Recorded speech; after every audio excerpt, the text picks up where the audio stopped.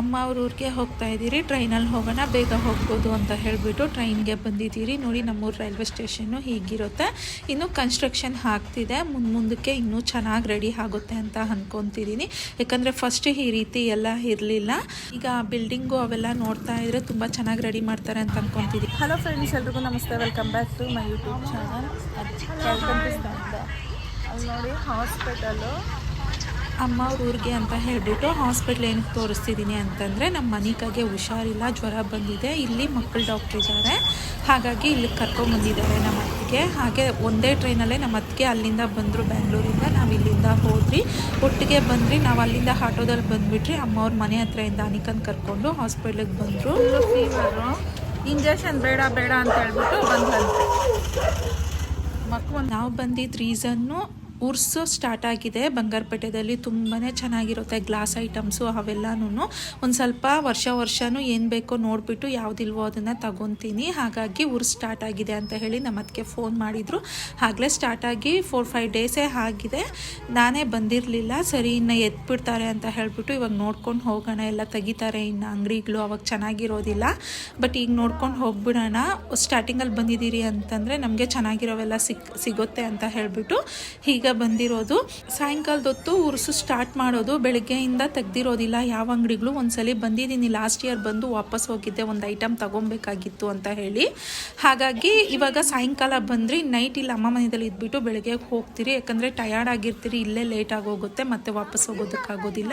ಅದಕ್ಕೆ ಸಾಯಂಕಾಲ ಟ್ರೈನ್ಗೆ ಬಂದಿದ್ದು, 6 ಗಂಟೆ ಟ್ರೈನ್ಗೆ. ನಾವು ನೋಡಿ ಗ್ಲಾಸ್ ಐಟಮ್ಸ್ ಅಂತೂ ತುಂಬಾ ಚೆನ್ನಾಗಿರುತ್ತೆ. ಬಟ್ ಈ ಸಲ ಹೋದ ವರ್ಷಕ್ಕಿಂತ ಈ ಸಲ ಜಾಸ್ತಿ ರೇಟ್ಗಳು ಹೇಳಿದ್ರು, ಯಾಕಂತಾನೆ ಗೊತ್ತಿಲ್ಲ. ಲಾಸ್ಟ್ ಟೈಮ್ ಇರೋದನ್ನ ಸಮೇತ ಕೇಳಿದೆ, ಲಾಸ್ಟ್ ಟೈಮ್ 200 ಇದ್ದಿದ್ದು, ಈ ಸಲ 350 ಹೇಳ್ತಾ ಇದ್ದಾರೆ ಅವರು. ನೋಡೋಣ, ನೋಡಿಬಿಟ್ಟು ನಮಗೆ ಬೇಕಾಗಿರೋ ವಸ್ತುಗಳು ಯಾವುದಾದ್ರೂ ಇದ್ದರೆ ತಗೊಳ್ಳೋಣ ಅಂತ ಹೇಳಿಬಿಟ್ಟು ನೋಡ್ತಿದ್ದೆ. ಇವೆಲ್ಲ ನೋಡ್ತಿದ್ದೆ, ಸ್ಮಾಲ್ ಬೌಲ್ಸು ತುಂಬ ಚೆನ್ನಾಗಿತ್ತು. ಇವೊಂದು ಸ್ವಲ್ಪ ತಗೊಂಡೆ ನಾನು. ತುಂಬಾ ತಗೊಬೇಕು ಅಂತ ಹೇಳಿ ಬಂದಿದ್ದು ನಮ್ಮ ಮನೆಯವ್ರಿಗೆ. ಬಟ್ ಇಲ್ಲಿ ಯಾಕೋ ರೇಟುಗಳು ಜಾಸ್ತಿ ಅಂತ ಅನ್ನಿಸ್ತು. ಹೋದ ಸಲಕ್ಕಿಂತ ಈ ಸಲ 200-300 ರೂಪಾಯಿ ಜಾಸ್ತಿ ಇಟ್ಟಿದ್ದಾರೆ ಆ ವಸ್ತುಗಳ ಮೇಲೆ, ಅಂದರೆ ಐಟಮ್ಸ್ ಮೇಲೆ. ಹಾಗಾಗಿ ಜಾಸ್ತಿ ತಗೊಳ್ಳೋದಕ್ಕೆ ಹೋಗಿಲ್ಲ. ನೋಡೋಣ, ಇನ್ನೂ 4-5 ದಿನ ಇರುತ್ತಂತೆ.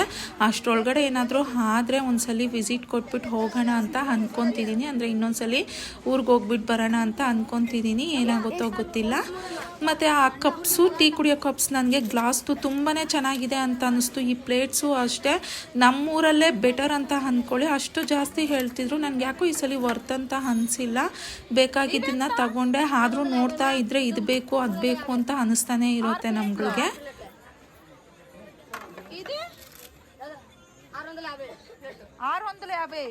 ಅದು ಪಿಂಗಾಣಿ ಪ್ಲೇಟ್ ಸಮೇತ ಅಲ್ಲ, 650 ಹೇಳ್ತಾ ಇದ್ದಾರೆ. ನನಗೆ ಜಾಸ್ತಿ ಅಂತ ಅನ್ನಿಸ್ತು. ಇದು ನೋಡಿ, ಚಿಕ್ಕದು ಕುಟ್ಟೋದು ತುಂಬಾ ಚೆನ್ನಾಗಿತ್ತು. ಆ ವೈಟ್ದಂತೂ ತುಂಬ ಚೆನ್ನಾಗಿತ್ತು. ಬಟ್ ಅದು ಡ್ಯಾಮೇಜ್ ಆಗಿದೆ, ಅಲ್ಲಲ್ಲಿ ಅವರು ಸುಣ್ಣ ಏನೋ ಅಂಟಿಸಿದ್ದಾರೆ. ನನಗಿದು ಯಾಕೋ ಬೇಡ, ಇನ್ನು ಒಡೆದೋಗುತ್ತೆ ಬೇಗ ಅಂತ ಅನ್ನಿಸ್ತು. ಬಟ್ ನಮ್ಮ ಮನಿಕಾಗೆ ತುಂಬ ಇಷ್ಟ ಆಯಿತು. 50 ರೂಪಾಯಿ ಹೇಳಿದ್ರು, ಅದು 50 ರೂಪಾಯಿ 100 ರೂಪಾಯಿ ಹೇಳಿದ್ರು. ಇನ್ನೂ ಚೆನ್ನಾಗಿರೋದಿದ್ರೆ ನೋಡಿ, ಬೇಕಂದರೆ ಪರವಾಗಿಲ್ಲ ತಗೊತೀರಿ ಅಂತಂದ್ರೂ, ಇಲ್ಲ 3 ಪೀಸೇ ಇರೋದು ಅಂತಂದರು. ಹಾಗಾಗಿ ತಗೊಂಡಿಲ್ಲ. ಬಟ್ ಆ ವೈಟದ್ದು ಮಾತ್ರನೇ ತುಂಬ ಚೆನ್ನಾಗಿದ್ದು. ಮತ್ತು ಇಲ್ಲಿ ನೋಡಿದ್ರೆ ಈ ಚಿಕ್ಕ ಬೌಲ್ಸು, ಇದು KG ಲೆಕ್ಕ ಅಂತೆ. 1 KGಗೆ 350 ಬೀಳುತ್ತೆ. ಬಟ್ KGಗೆ ಎಷ್ಟು ಬರುತ್ತೋ ಗೊತ್ತಿಲ್ಲ. ನೋಡಿದೆ, ಇಷ್ಟ ಆಯಿತು, ಬಟ್ ತಗೊಂಡಿಲ್ಲ. ಇನ್ನೊಂದ್ಸಲಿ ಹೋಗ್ತೀನಲ್ವ, ಅವಾಗ ತಗೊಳ್ಳೋಣ ಅಂತ ಅಂದ್ಕೊತಿದ್ದೀನಿ. 350 ಜಾಸ್ತಿನೋ ಕಡಿಮೆನೋ ಗೊತ್ತಿಲ್ಲ. ಬಟ್ ಇದು ಪಿಂಗಾಣಿ ಬೌಲ್ಸು ಅಲ್ಲ, ನಾರ್ಮಲ್ ಒಂಥರ ಪ್ಲಾಸ್ಟಿಕ್ಕು ಅಲ್ಲ, ಬೇರೆ ಏನೋ ಅಂತಾರೆ ಆ ಥರ ಬೌಲ್ಸ್ ಇದು. ಆದರೆ ಕಲರ್ ತುಂಬ ಚೆನ್ನಾಗಿದೆ. ಏನಾದರೂ ತೊಳ್ಕೊಳ್ಳೋದಕ್ಕೆ ಕೊತ್ತಂಬರಿ ಸೊಪ್ಪು, ಪುದೀನ ಸೊಪ್ಪು ಇವೆಲ್ಲ ತೊಳ್ಕೊಳ್ಳೋದಕ್ಕೆ ಚೆನ್ನಾಗಿರುತ್ತೆ ಅಂತ ಹೇಳಿ.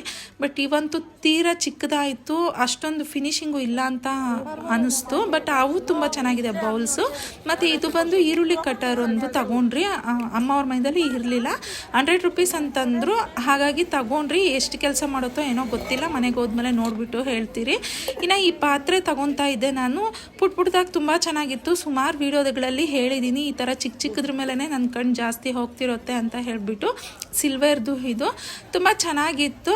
ಆದರೆ ಅದಕ್ಕೆ ಡಿಸೈನ್ ಬಂದುಬಿಟ್ಟಿತ್ತು. ನನಗೆ ಡಿಸೈನ್ ಇಲ್ಲದೇ ಇರೋದು ಬೇಕಾಗಿತ್ತು. ಇನ್ನೊಂದು ಅಂಗಡಿದಲ್ಲೂ ನೋಡಿದ್ರೆ ಸೇಮ್ ಇತ್ತು, ಹಾಗಾಗಿ ಅದನ್ನು ತಗೊಂಡಿಲ್ಲ. ಸರಿ, ನಮ್ಮೂರಲ್ಲೇ ಸ್ಟೀಲ್ ಸಾಮಾನು ಅಂಗಡಿದಲ್ಲಿ ತಗೊಳ್ಳೋಣ ಅಂತ ಹೇಳಿಬಿಟ್ಟು ಇನ್ನೊಂದು ಸ್ವಲ್ಪ ಐಟಮ್ಸ್ ಎಲ್ಲ ತೊಗೊಂಡಿದ್ದೀನಿ. ಅದು ಮನೆಗೆ ಹೋದ್ಮೇಲೆ ತೋರಿಸ್ತೀನಿ. ಇನ್ನು ಬರಬೇಕಾದ್ರೆ ಹಾಗೆ ಪಾನಿಪುರಿ ತಿನ್ಕೊಂಡು ಹೋಗೋಣ ಅಂತ ಹೇಳಿಬಿಟ್ಟು ಪಾನಿಪುರಿ ತಿಂತಿದ್ದೀರಿ. ನಾನು ಮಧ್ಯಾಹ್ನ ಬೇಗ ಊರಿಗೆ ಹೋಗಬೇಕು ಅನ್ನೋ ಇದಕ್ಕೆ ಊಟನೂ ಸರಿಯಾಗಿ ತಿನ್ನಲಿಲ್ಲ. ಹೋಗಿದ್ದು ಸಂಜೆನೇ, ಆದರೆ ಮಧ್ಯಾಹ್ನ ಯಾಕೋ ಊಟ ಸೇರಲಿಲ್ಲ, ಊಟ ತಿನ್ನಲಿಲ್ಲ. ಇನ್ನು ಹೊಟ್ಟೆ ಬೇರೆ ಹಸಿತಾ ಇತ್ತು. ಸರಿ, ತಿನ್ಕೊಂಡು ಹೋಗೋಣ ಅಂತ ಹೇಳಿ ಇನ್ನು ಪಾನಿಪುರಿ ತಿನ್ಕೊಂಡು ಯಾರ್ಯಾರಿಗೆ ಏನೇನು ಬೇಕೋ ಅವೆಲ್ಲ ತಿಂದ್ಕೊಂಡು ಮನೆಗೆ ಒಂದು ಸ್ವಲ್ಪ ಶಾಪಿಂಗ್ ಮಾಡಿಕೊಂಡು ಬಂದ್ರಿ. ಇದನ್ನ ಮನಿಕಾಗೆ ಅಂತ ಕೊಡಿಸಿದ್ದು, ಅವಳಿಗೆ ಇಷ್ಟ ಆಯ್ತಂತೆ, ಹಾಗಾಗಿ ಅವಳು ತೊಗೊಂಡು 300 ಹೇಳಿದ್ರು, 250 ಕೊಟ್ಟೆ ನಾನು. ಬಟ್ ಚೆನ್ನಾಗಿದೆ ಇದು. ಅದ್ರ ಒಳಗಡೆ ಎಲ್ಲ ಶೈನಿಂಗ್ ಆಗಿತ್ತು, ಪಿಕಾಕ್ ಥರ ಬಂದು, ಪಿಕಾಕೋ ಬೇರೆ ಏನೋ ಗೊತ್ತಿಲ್ಲ, ಚೆನ್ನಾಗಿತ್ತು ಇದು. ಹಾಗಾಗಿ ತಗೊಂಡ್ಲು ಅವಳುನು. ಇನ್ನು ಅವಳು ಇಷ್ಟನ ಯಾಕೆ ಬೇಡ ಅನ್ನೋದು ಅಂತ ಹೇಳ್ಬಿಟ್ಟು ಇದು ಒಂದೇ ಕೊಡಿಸಿದ್ದ ಅವಳಿಗೆ. ಇನ್ನು ಅವಳಿಗೆ ಹುಷಾರಿಲ್ಲ ಅಂತ ಹೇಳಿದ್ನಲ್ಲ, ನೋಡಿ ಎಷ್ಟೊಂದು ಟ್ಯಾಬ್ಲೆಟ್ಸ್ ಇದೆ, ಇವೆಲ್ಲ ತಿನ್ನಬೇಕು. ಅದೇನೋ ನಾನು ಇಂಜೆಕ್ಷನ್ ಆದರೂ ಹಾಕ್ಕೊಂಡ್ಬಿಡ್ತೀನಿ, ಟ್ಯಾಬ್ಲೆಟ್ ತಿನ್ನೋದಕ್ಕೆ ಆಗೋದಿಲ್ಲ. ನಾನು ತೊಗೊಂಬಂದಿರೋದು ಇದೆ, ತೋರಿಸ್ತಾ ಇದ್ದೆ. ನಮ್ಮ ಅದಕ್ಕೆ ಒಂದು ಬ್ಯಾಗ್ ತೊಗೊಂಡ್ರು, ಅಂದರೆ ಕೆಲಸಕ್ಕೆ ಹೋಗ್ಬೇಕಾದ್ರೆ ಬೇಕು ಅಂತ ಹೇಳಿಬಿಟ್ಟು. ಮತ್ತು ಇದೊಂದು ಬಾಕ್ಸ್ ತೊಗೊಂಡೆ, ತುಂಬ ಚೆನ್ನಾಗಿತ್ತು. 250ನೋ 290ನೋ ಹೇಳಿದ್ರು, ನನಗೆ ನೆನಪಿಲ್ಲ. ಗ್ಲಾಸು ಅಷ್ಟೇ ತುಂಬ ದಪ್ಪಕ್ಕೆ ತುಂಬ ಚೆನ್ನಾಗಿತ್ತು. ಏನಾದರೂ ಸ್ಟೋರ್ ಮಾಡ್ಕೊಬೋದು ಅಂತ ಹೇಳಿಬಿಟ್ಟು ಇದೊಂದು ತಗೊಂಡೆ. ಮತ್ತು ಇದೊಂದು ಕಾಫಿ ಟೀ ಹಾಕ್ಕೊಳ್ಳೋದು, ಇದು ತುಂಬ ಚೆನ್ನಾಗಿತ್ತು. ವೈಟಲ್ ಬೇರೆ ಇತ್ತು. ವೈಟಲ್ ನೋಡಿದ ತಕ್ಷಣ ನನಗೆ ಇಷ್ಟ ಆಗೋಯ್ತು ಅಂತ ಹೇಳಿಬಿಟ್ಟು ಅದು ಸಪ್ರೇಟಾಗಿ ತೊಗೊಂಡೆ. ಅದು 500 ಬಿತ್ತು. ಮತ್ತು ಈ ಕಪ್ಸು ಸಪ್ರೇಟಾಗಿ ತೊಗೊಂಡೆ. ಇದೂ ಅಷ್ಟೇ 500 ಏನೋ ಬಿತ್ತು. 6 ಕಪ್ಸ್ ಏನೋ ಬಂದಿದೆ.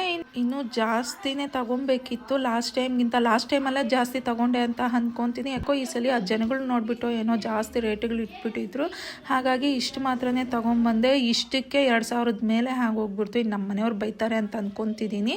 ಯಾಕಂದರೆ ಹೋಗಿ 2 ಐಟಮ್ಸ್ ತೊಗೊಂಬಂದಿದೆ, 2000 ಕೊಟ್ಟ ಅಂತಂತಾರೆ. ಇನ್ನು ಇದಕ್ಕಿನ ಬೇಳೆ ಸಾರು ಬಿಸಿಯಾಗಿ ವೈಟ್ ರೈಸ್ ಮಾಡಿತ್ತು ನಮ್ಮ ಅದಕ್ಕೆ. ಇನ್ನು ಹಾಕ್ಕೊಂಡು ತಿಂತಾಯಿದ್ದೀರಿ. ಎಲ್ಲರೂ ಈ ರೀತಿ ಒಂದೇ ಹತ್ರನೇ ಕುತ್ಕೊಂಡು ತಿಂತಿದ್ದೀರಿ. ಯಾಕಂದರೆ ಇವಾಗ ಇದ್ದರು ಎಲ್ಲರೂ, ನಮ್ಮ ಅಣ್ಣ ಆಗಲಿ ನಮ್ಮ ಅದಕ್ಕೆ ಕೆಲಸದಿಂದ ಬಂದಿದ್ರು, ಹಾಗಾಗಿ ಎಲ್ಲರೂ ಕುತ್ಕೊಂಡು ತಿಂತಿದ್ರಿ. ಹಾಗೆ ಇದು ಬೆಳಿಗ್ಗೆ ಇನ್ನು ಮನೆಗೆ ಹೊರಡ್ಬೇಕು ನಾವು, ಅಂದರೆ ನಮ್ಮ ಊರಿಗೆ ಹೋಗಬೇಕು. ಬೆಳಗ್ಗೆ 8:30 ಆಗಿದೆ ಟೈಮು. 7 ಗಂಟೆಗೆಲ್ಲ ಎದ್ದು ಇನ್ನು ರೆಡಿ ಆದೆ. ನಮ್ಮ ಅದಕ್ಕೆ ಅಷ್ಟೊತ್ತಿಗೆ ಕೆಲಸಕ್ಕೆ ಹೋಗಿದ್ರು. ಯಾಕಂದರೆ ಬೆಳಗ್ಗೆ ಹೊತ್ತು ಬೇಗ ಹೋದರೆ ಸಂಜೆ ಸ್ವಲ್ಪ ಬೇಗ ಬರ್ಬೋದಂತೆ. ಹಾಗಾಗಿ ಇನ್ನು ನಮ್ಮ ಮನಿಕ ನೋಡಿ ಸ್ಕೂಲ್ಗೆ ರೆಡಿ ಆಗಿದ್ದಾಳೆ. ಸಪ್ಪಗಾಗೋಗ್ಬಿಟ್ಟವ್ರಿ ನಮ್ಮಮ್ಮ, ರೆಡಿ ಆಗೋಗ್ಬಿಟ್ಟವ್ರಿ. ಕೂದಲೆಲ್ಲ ಹಾಕೋದ ನಿಕ್ಕ?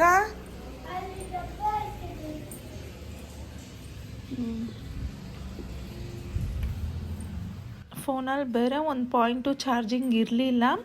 ನಾನು ಬೇರೆ ವಿಡಿಯೋ ಮಾಡ್ತಿದ್ದೀನಿ. ಇನ್ನು ಸ್ವಿಚ್ ಆಫ್ ಆಗೋಗುತ್ತೋ ಏನೋ, ಮನೆಯಲ್ಲಿ ಕರೆಂಟ್ ಇಲ್ಲ ನಮ್ಮಮ್ಮವ್ರ ಮನೆಯಲ್ಲಿ. ಹಾಗಾಗಿ ಹೊರಗಡೆ ಬಂದೆ. ಒಂದು ಸ್ವಲ್ಪ ವಾತಾವರಣ ನೋಡಿ ಎಷ್ಟು ಕೂಲಾಗಿದೆ ಅಂತ ಹೇಳಿಬಿಟ್ಟು.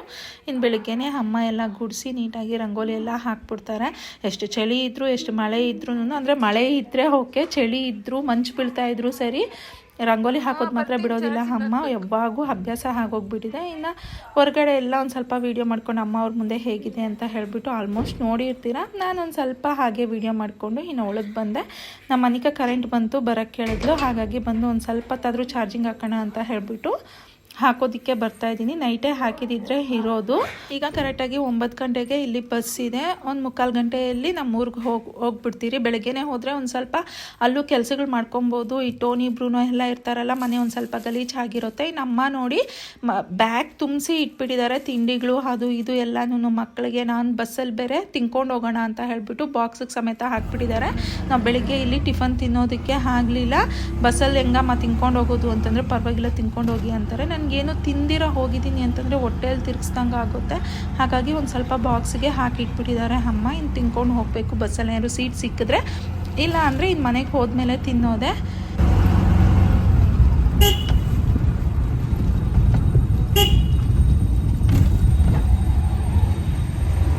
ನಮ್ಮ ಪುಣ್ಯಕ್ಕೆ ನಾವು ಬಂದ್ರಿ, ಬಸ್ಸು ಬಂತು. ಬಸ್ ನೋಡಿ ಖಾಲಿ ಇದೆ, ನಾವು ಕುತ್ಕೊಂಡಿದ್ದೀರಿ.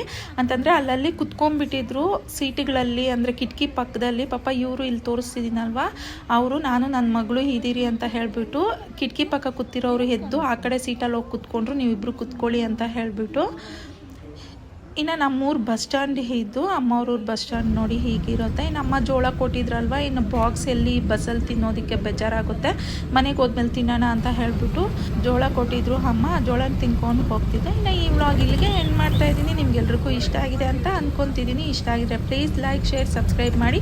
ನನಗೆ ಹೀಗೆ ಸಪೋರ್ಟ್ ಮಾಡ್ತೀರಿ ಅಂತ ಹೇಳ್ತಾ thank you for watching. Bye friends.